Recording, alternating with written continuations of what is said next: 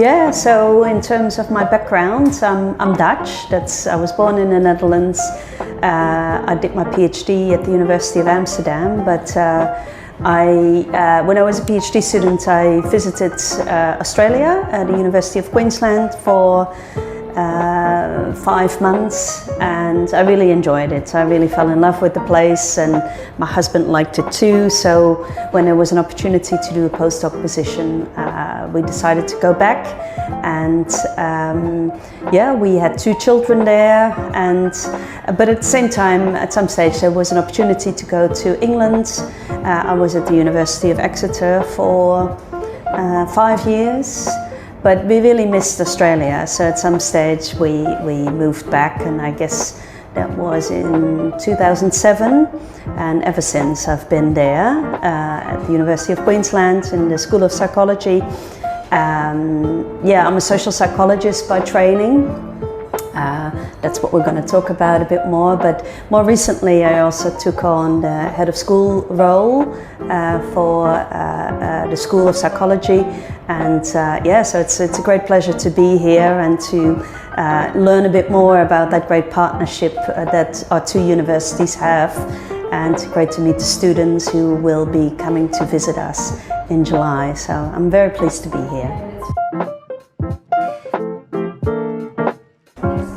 Yeah, so as I mentioned, I'm a social psychologist, and the research is very diverse, but it's all informed by thinking of how we, as people, we often act in terms of our personal identity, the person, the things we do as unique individuals, but then we have another side. We're often, when we are daily living, we're members of groups. That can be work groups, family groups, sports groups, religious groups, and our behavior is often very different. If we are members of groups, we adhere to group norms, and so that's what I try to understand. So it's not just the behavior in the groups, but also the perceptions we have of other groups. And sometimes you get these very strong us versus them dynamics, and that can even be associated with more negative behaviors towards outgroups, and that can give rise to prejudice, discrimination, stereotyping, but even violence. So that's the type of things, the dynamic I try to understand.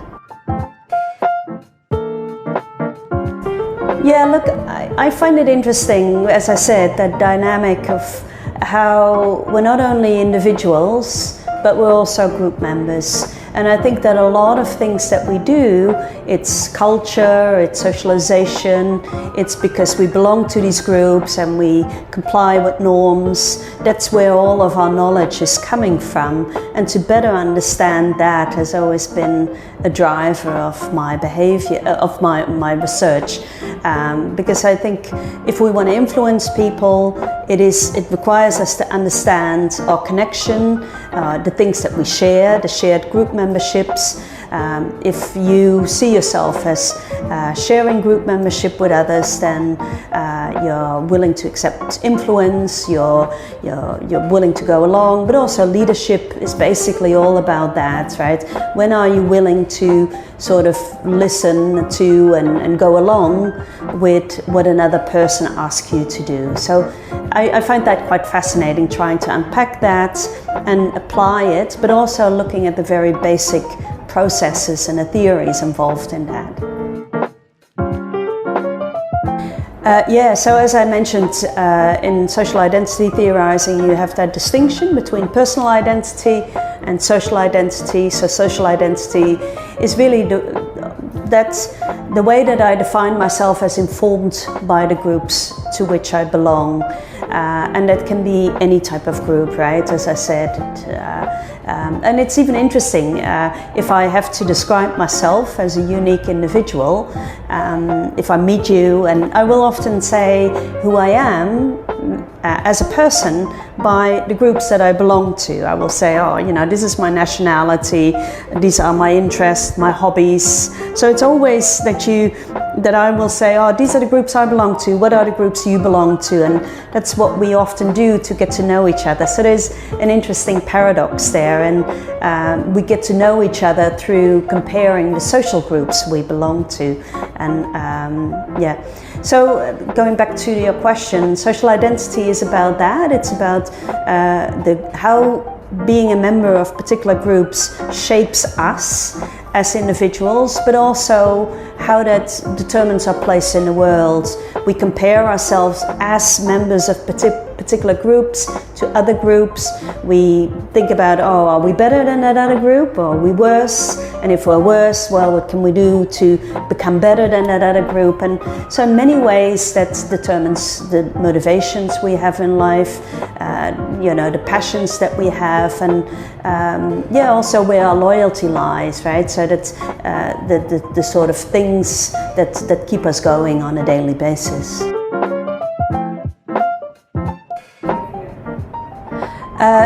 Interesting. I mean, there are a couple of things that I think are relevant, and that's social identity theorizing has some very basic ideas about that. So the idea that I belong to a particular group and that becomes part of self, of the way that I define myself, but also if I want to understand if I'm doing well or poorly, I will always look at others in my group. I will compare how well my group is doing compared to other groups. So social comparison is a very important concept there too. So if am I happy with the salary that I get? Well, to determine that, I need to understand what my position is relative to others in my group. And also, so how much do I earn compared to my colleagues, but also as a group, to what extent, how much do we earn compared to other relevant outgroups? And that determines then whether I'm happy with what I'm getting, whether I feel I'm getting ahead in life or not. So it's in that sense, the two are intertwined. It's because of my membership in groups and our comparison to other groups that will determine something as basic as how happy I am with my salary, you know?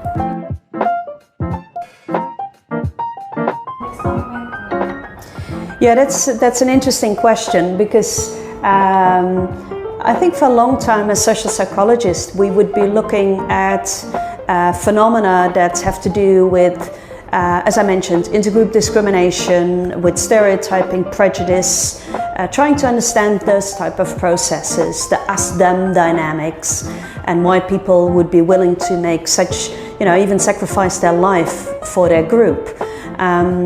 I think it's only recently that we started to say, hey, hang on, all of those processes that determine our behaviors also determine well-being. Because if I'm in a group and I feel I belong, I identify with that group, I'm very loyal to that group, that determines particular outcomes, but it also determines how I feel about being in that group. I get self-esteem from being in that group. I talk to others and I feel that they understand me, and that makes me feel good. That's good for my well-being. So that we, or even at a more basic level, right? I'm in this group, I feel that I can trust others. They're like me, they're in group. And if I feel that I can trust others, then I relax and I feel better. So all of those different group processes, it's only, I think 2 decades ago that we started to say, hey, there's a very, very strong link here with mental health, where if we belong to groups that satisfy basic needs of belonging, knowing, having a bit of a purpose in life, having a goal in life, that boosts our well-being. But if we feel that we're misunderstood, no one gets us, we don't really feel we belong, people are perhaps in our groups, they bully us, they discriminate us, they exclude us, of course that makes me feel terrible. So then you get the negative side there of well-being, poor mental health, or even loneliness, right? Loneliness basically is I have no one to turn to, I have no groups to turn to, or I don't think that I connect anywhere. It's the absence of group membership. So if you start to look at it that way, then it becomes very obvious that group membership and mental health, they're so closely connected. Yeah, I think that's a good question. I mean, and I see communities could be any type of community. It could be at work, it could be home, it could also be your family group, friendship groups. So again, I think it is interesting that if you ask people when were you the happiest in your life, it is often they say, well, when we had this big party, when we got together to celebrate something and I was there with others and we all felt like one. There was a huge sense of solidarity and cohesion, and we were all so happy and we were sharing food and things like that. That's when I was the most happy in my life. So it is clear then that being part of a community, feeling we're doing something fun together can really lead to, well, very high levels of well-being, or and so it comes back to something very basic, I think, that people evolutionary have evolved in groups. That's what we are. We're sort of group animals. Our social life is therefore so important to us, and I think maybe that is an important realization. In psychology, we often look at people as individuals. If we do studies, we have people coming in one by one, and we are not looking at their broader social life. Whereas I'm saying, well, to understand them, you need to study them in context, in their communities, because then you see what they really are, how they really act and function, and what they do. Yeah, so what we know from our research, it's very clearly that mental illness is often associated with loneliness, or you need support, but you don't really feel that there is anyone out there that you can ask, and then you get this negative cycle where people feel more and more lonely, isolated, depressed, anxious. So this disconnection from others that we see very clearly predicts depression. So a lot of the studies that we've conducted at the University of Queensland, Tegan Cruis, Nick Steffens, they've all looked in organizations and looked at correlations of, do people feel they identify highly with a work team, with a particular group, and then look at clinical levels of depression or stress in the workplace, and very strong effects that if people feel that they belong, if they feel that they have relationships, are part of a community, and they feel that's important to them, we see that their stress is lower, their depression is lower, and their well-being is higher. So the correlations are very robust, and we observe it all over and over again. And for us, it's more than the realization that if that is such a fundamental thing, that if we belong, our well-being is better, how can we then make sure that people, boost that belongingness? How can we help people to identify with groups or join groups to help them with ongoing depression, or even more generally, anyone, you feel better if you belong.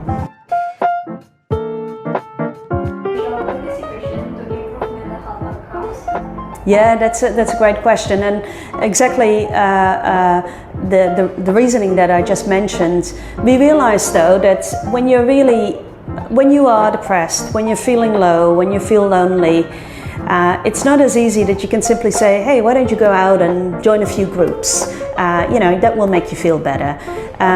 Especially when you're depressed, that's the last thing you want to do. And it is scary to go out and to say, hey, I want to join your group, can I be a member? So that requires specific skills. So my colleague at the University of Queensland is Professor Kath Haslam. She has developed a program, an intervention, we call it Groups for Health, which is basically a 5-week program where we sort of educate people about the importance of group membership. We then map out what are the groups that you currently belong to, and assess that. Do you feel you belong to enough groups, or are there groups in there that you lost touch with, that you would love to reconnect with. But also perhaps, or do you belong to enough groups? It's really your judgment there. Or perhaps you may say, hey, I want to join a few new groups, and try and work out what kind of groups that would be, because we realize it's not just, go out and join any group. It needs to be a group that you want to join, right? If it's a particular sports group, well, it has to be one that you pick, and not everyone wants the same things in life, right? So it's basically like we try and skill up people and educate them and prepare them for many different things that we do in life, right? If UE students come over to UQ, we prepare them. We work with them, we tell them exactly what to expect, we try and provide them with the skills. So in this program, what we do too is, we try and educate you. How do you join groups? What is the first step? How do you go about it? Make a plan, develop goals around this. And then we let people sort of try out their goals. And the important thing in this intervention is that it is done in a group. So you get all these people together who all want to know how to better join groups. And so one thing that you already do by being part of this intervention, you already joined one group successfully. So and many people sort of connect there and make new friends, which is exactly what we want. And so just finally then, we have evaluated in several studies now the effectiveness of the intervention, and that makes us confident that this is working. So there are quite a lot of different studies now, longitudinally, all sorts of different contexts with different populations that show that it does reduce loneliness. It helps to overcome depression and anxiety. So in many ways, we're really trying to roll it out as something that might be implemented in various places, in workplaces, in community settings, everywhere really, where people feel that there's a need for something like this. That's a great question. I think one of the things that we haven't done enough with is the importance of online groups. We know that especially in times of COVID, when it was difficult to connect face to face and when the only thing you could do is connect online, then a lot of people did that, and that helped somewhat with reducing loneliness and the sense of isolation that we all felt.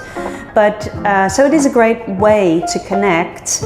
But it depends. Sometimes we see online connection is really not as good as face-to-face connection, and other times it works perfectly well. So I think that's something, especially in today's world, that's so hyper-connected, and we need to better understand how to do this effectively, so that also there we can help people and by way of intervention to address issues of loneliness through online connection. Oh, that's a big question. Look, I think there are some interesting questions. A lot of the research that is being done is being conducted in Western, in Australia, in Western Europe, and the US. And I think that there are some cultural differences. Indonesia is a way more collectivist country.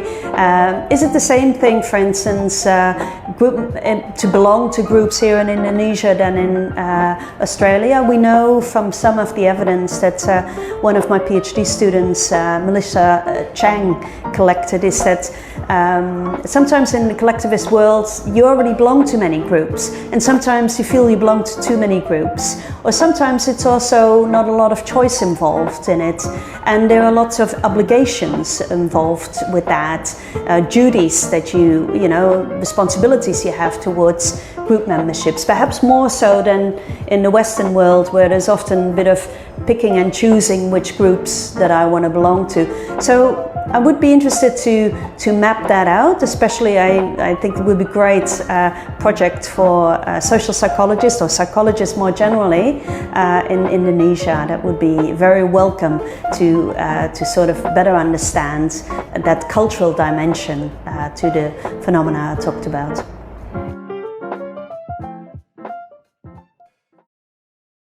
Lead and innovate.